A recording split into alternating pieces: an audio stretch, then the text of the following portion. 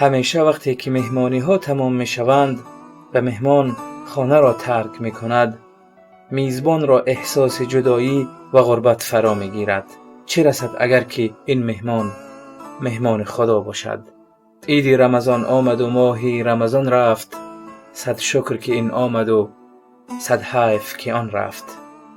سلام صمیمی به شما ای دوست گرامیم. مردمان خوب سنگ های قیمت بها اند. ما آنها را خود ساخته نمی توانیم، بلکه جستجویشان می کنیم تا برایشان این عید را مبارک بگوییم.